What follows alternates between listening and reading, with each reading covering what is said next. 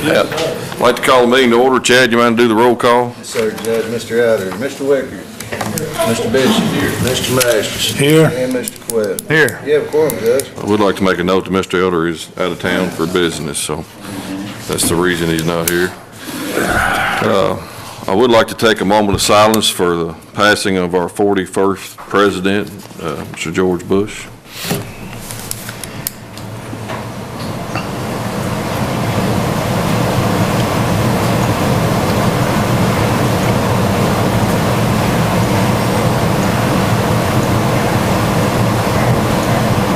Thank you all. Appreciate it. First item on the agenda is consider approval of minutes of previous meeting held Thursday, November the 15th, 2018. Motion. Second. Mr. Masters. Yes. Mr. Bishop. Yes. Mr. Quayle. Yes. Mr. Wicker. The second item we have is Mr. Hal B. Good with Community Action is here to update the county on community action, annual report and information. Thank you, Judge. Squires. Sir. Thank you. Jack. Clerk. Thank you, sir. Thanks, Judge, it's a pleasure to be here. Thanks for giving me some time to address the court today. I think it's important for our organization to be involved in all the communities we serve, plus the partnerships that we have at Community Action. And none no more important than Marion County with the City of Lebanon. Glad to see the mayor here. I told him we'd be coming to a future meeting, but also just to be here to tell you and give you an update on what's going on with Community Action. I did come to Community Action back in May of this year. Lynn Roby did just an excellent job there for leading that organization 5 years.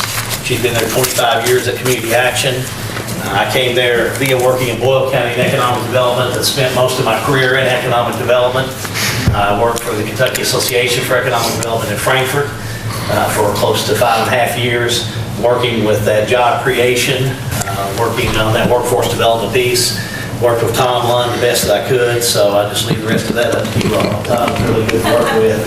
Oh, it's funny, he's in the room today. Hi, Tom. Good to see you there. I'd say he was good. Yeah, he told me that he arranged it where I could go first, too. So Tom was great to work with from around the state for the Commonwealth and what we were able to do. But when this opportunity came up at Community Action, I felt like there was a real call for this. I think what I found out just in the first few months I've been able to serve is really trying to get the word out about Community Action. What we do, what we are, and how we affect the communities. We serve 8 communities. We do serve the Lincoln Trail area in different aspects, but that's our heart and soul where we work. So, Marion, Nelson, Washington, LaRue, Hardin, Meade, Grayson, and Breckenridge. Those are the counties that we're working in. A lot of folks will look at us and they'll say, they're the group that works with the commodities, give out the food commodities. We do work with our senior citizens in all those communities. We work with our seniors in those communities with senior programs, all which are listed in the annual report, which, when you start looking at and start working with seniors, there's a lot of things that come up. One thing that we've been able to provide also to our seniors are nutritious meals. So within the annual report this year, and I think Lynn has given it to you in the past, is we put a focus on the numbers. The numbers are so important of who we're trying to reach and how we're going to try to reach. For instance, our seniors that are reaching the area. In the Lincoln Trail area, there are over 44,014 meals served to 621 seniors. So what does that mean? That means seniors are able to join together once a day for a meal that's prepared from a dietitian's menu to be able to have that nutritious meal. And we ask for a $1 donation. Most time we don't get that. But we work real close with Lincoln Trail, as you will know, Judge, to be able to help apply for state funds to pay for those. We're able also to work within our transportation group that we have. We have 74 vans and different buses that we do transportation in 6 of the 8 counties. So we do Marion, we do Nelson County, we also do Grayson Breck, we do LaRue. We do a lot of transportation in Washington, but we do that for the bluegrass area communities, but we'll probably do 90% of the trips there. And some of those trips are with our seniors. They're taking our seniors maybe to the meals. They're taking our seniors to dialysis. They're taking them to the medical facilities. So we're seeing more and more of our transportation come into play and become a vital part. I'm proud to update you that this past week we were granted with a grant from the Federal Transit Administration, and this will replace some of the vehicles that we have. But just Community Action alone, we were able to apply for 10 vehicles for $424,000. So that state grant will be coming back into our area where we can replenish some of the vehicles that we're utilizing already for that. Since I'm talking about transportation, some of the other things that we've talked about doing are some creative things. I have talked to Tom a little bit about some economic development pieces. We've been able to survey groups like TG Kentucky and also Toyotomi. We're finding out close to 30% of their workforce are needing some type of transportation just to get to work. 30% for a Toyotomi, that's 140 people. And when you say, well, what do you mean by needing a way to get to work? Well, some of them are asking, I like to work the same shift as Chad Mattingly, we're neighbors, but I don't have that piece of transportation. Or it could need $300 to fix a car, and to some of those living in poverty, it could be $3,000, because your first paycheck don't come for 3 weeks. We buy shoes and boots for those that have to have specialized boots in manufacturing. They may have to have steel-toed boots, so we'll take care of that. May have to have a GED. We work alongside, I was really proud of Barry and his group at the jail, had 14 individuals graduate with a GED. But we'll do the GED, we'll do it absolutely free through our CSBG program. So those are the programs I think that we really want to continue to work for, because a lot of times they'll say, well, is this a group that gives handouts? We're a group that gives hand-ups.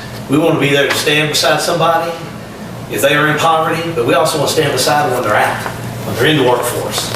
And we're out there looking for that cell group of individuals that are there. But our transportation in general, you'll see in the annual report, we did 1.8 million miles this past year, over 100,000 trips that we were able to take individuals back and forth. Since I've been there, we did take one individual that had just walked into town, found a job, he was working in Springfield. And he walked back and forth to work. It was just so unusual. And his girlfriend called and said, "Can you help this guy?" So we started taking him back. He worked at the pallet company or somewhere over there, and we started taking him back and forth to work. Then somebody gave a donation to pay for his ride, which is $6 one way. It's a $12 round trip. Those are the real programs that we want to see work. I enjoyed, thanks for having Robbie when we had a chance to talk to him just about how can we better serve the medical community. I think there are avenues. Being a master in Washington County, I know, when you start looking at ways to, work with ambulance services, work with your ALS, work with those individuals, are there pieces of transportation that we can do? We discovered, I think, just through our conversation, there are. And I think we're already implementing some of those with our local hospital, which I think is great. We also have a real strong program with our Head Start. I know some of the magistrates are involved with that, and we appreciate the involvement that you have. Pam Smith does a great job with that group and who we're working with. And there again, we're giving these Head Start children an opportunity to be involved in that economic development piece by teaching them soft skills. We're bringing them in and doing a soft skills class, be able to look somebody in the eye, where they'll be able to shake somebody in the hand, shake their hand. Be able to, if their parents were able to work at 10 after 8, we need to make sure to tell them, so we start at 8. That means you have to be ready to go at 8. So it means you be here at 10 till 8, not 8. That falls back into some of the economic development workforce pieces that I know that Tom will say has been a challenge and that Kentucky's been working on for many years now. But our Head Start has been able to work through that. And then through those pieces, we've been able to see, you'll see in some of the numbers, 32 Head Start parents enrolled in college. We want to make sure to be that baton to keep people to be successful, to keep people to get out of poverty. Nobody wants to be in poverty. We want to try and help them. Again, as I said earlier, stand by them now, but also stand by them whenever they're out of that. Be able to get them to be successful. Get to the next step. Those are some of the numbers. We assisted 6,701 families, just emergency support services through our weatherization programs that we do from an insulation standpoint all the way down to just repairing windows around homes. Some of the individuals I spoke with, I had one young lady I spoke with, and she said, I saved up this amount of money to be able to purchase insulation. So I asked, I said, well, where'd the money go? What'd you do with the money? She said, well, I had to spend it for the attorney fees so I could adopt my grandchildren. They were going to foster care. That's what we're hearing more and more. Those are some of the situations we're hearing. We want to be able to somehow transform people's lives, and in order to do that, we have to be operative. This group of magistrates and the judge, and the fiscal court, along with the city, have been very supportive of this group, and we do appreciate that. This is some of the fruits from that. You'll be able to look. Whites and Downs, our audit is listed in there. You'll be able to see we had a clean audit as far as working this past year. We have 249 employees that work in our 8 counties. So, you know, we're a working engine in the corporate office right here in Lebanon. So I wanted to go through that. That kind of gives you just an overview. All the data and the numbers are listed there. Be glad to answer any questions. But we do appreciate the support that this court has been able to give Community Action, and even during my short period of time, thanks for your support that you've been able to give. Barry Brady and his group at the detention center have been really good to work with us and helping in different transports and volunteering to get us the food in certain areas. And Judge, I know again, we are very appreciative of this. I'll be glad to answer any questions. You just talking about your Head Start. How many different locations do you do that? I know you do Lebanon and Loretta. Is that the two? Or in this county I'm talking about? Yeah, and one thing we do, you'll look in this annual report. We've got it listed where our Head Starts are located. And I think that's a great question, because when you start looking at where we're located, especially in Lebanon, we have the most in Lebanon, but we've got still St. Catherine's over in Washington County.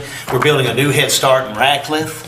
Our St. Catherine's location, of course, that's been a lot of the talk, has been about, what's going to happen there, but we've got a small waiting list over there. I mean, we've got about, close to 40 kids that are at that facility, even since it's closed down. So we're interested as well as what's going to be the next step there at St. Catherine. But that, we thought this would be very helpful for you there, Squire, to show you the number of facilities that we have. Yeah. So, Yeah. our ones here in Lebanon are doing very well. You mentioned the transportation as well. I think, could you tell us about anybody can request a ride to the airport, or it's one of the programs you have? We have a program called Interlocal. Interlocal was, it's a grant derived from a Greyhound. And what it was derived to do is, years ago, you could take the train, get on the train, hop it, go to Louisville, go to Lexington. We don't have those days anymore. So the grants derived. And what we utilize are our buses, called interlocal buses. And with that grant and those funds, we can have, you can stop and you can park at our lot. We can pick you up in Springfield on the way, and Bardstown if you wanted to. But for $10, we'll take you to the airport. And you don't have to pay for parking, and then for $10, we'll come back and pick you up. That's per person. So that could be Bluegrass, that could be Louisville, that could be a Greyhound bus station in Louisville, Lexington, or Elizabethtown. It's meant for rural transportation. We had a group of students from Lindsey Wilson College come up last week. They drove up here, met in our parking lot. We loaded them on the bus, took them to the airport. Our times are 6 a.m. to 6 p.m. Monday through Friday. Saturdays, half a day, 6 a.m. to 1. We try and work with groups that are looking to leave. We have several professionals. That doesn't matter what your level of income is. That's based on true rural transportation. I utilized it one time when I went out of town on a flight. They're there waiting for you when you get back. It's a great ride down. And it's $10. Everybody pays $10 per person. That's cheap enough. But it's, if you're going to be down there for 4 or 5 days, if you're on a fixed income and have to travel, yes it is, yeah. I talked to someone in Springfield the other day that was going to visit their daughter and said, I paid this much for parking. So it is. We think that's good. Do you have any facilities where Head Start and daycare would be together? That's a good question. You don't see it very much. Anyway, in It's not that Loretta, it would not be something that would work. I've been talking to Pam Smith and Sister Kay. The parish decided not to spend any money on the building at Loretta.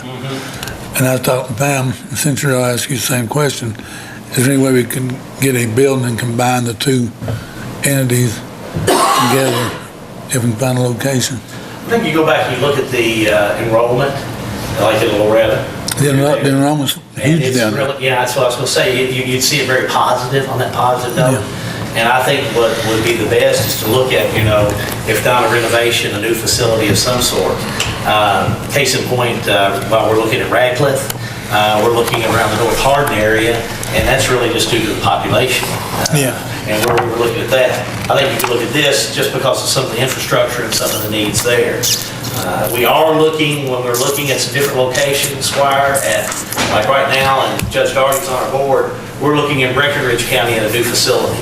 At that facility, we'd like to be able to house our CSBG program. our weatherization program, our transportation program. It makes it it'd be more cost efficient to put it all under one roof.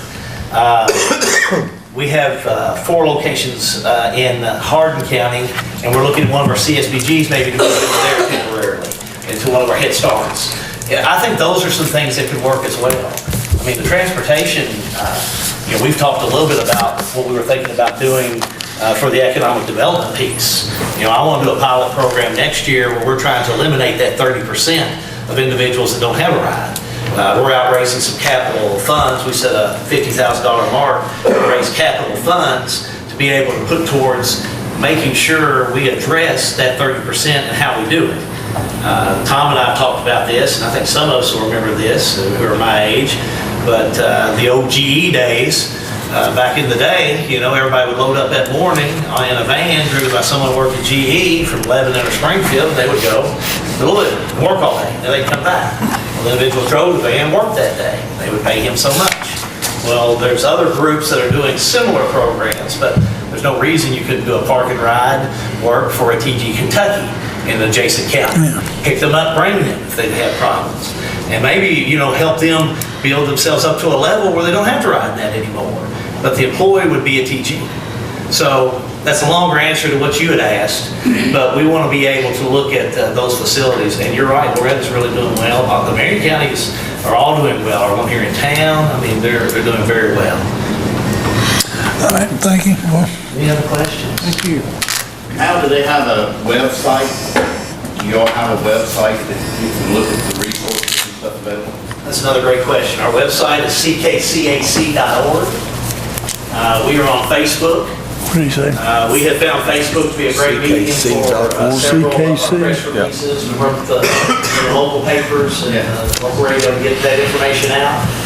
We're getting ready to design our website to make it more user-friendly, to help post jobs, to complement what we do in the paper, complement what we do in other pieces. I think, we're looking to do some videos, and did a video down in Hardin County, and we found that posting videos Gary's doing are very effective. So that's the one thing in the first 8 or 9 months I've tried to do that's kind of helpful on mine is that marketing piece. Letting everyone know what we're doing, how we're doing it, and also just listening, what are the best cases. So, when you mentioned Loretta, I was glad that, you're supported, the community supported, because when you get those factors together, and, you're looking for grant funds, some of that can come together. Even some of the transportation that we talked about, even Tom's talked about, you put a little funding in alongside with that, those are grants that are available.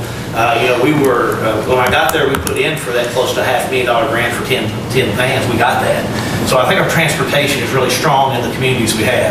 We're believing in regionalism, work for other counties. So, we want to be able to make sure that we can make some of those things work. The pilot program in transportation for the economic development is something I'd really like to see happen next year somehow. Holly Brady from Toyotomi has been very involved, some folks at TG. We feel like that we can at least get a pilot started on that for those companies to see where it would go. But we got to raise some funds to help match that. We're on our way. Good. Anything else? No, Thank you all. thank you. Appreciate you coming Wish you back. all well. You Thanks have. for letting me come and be a part of what you do, whatever we can do, let us know.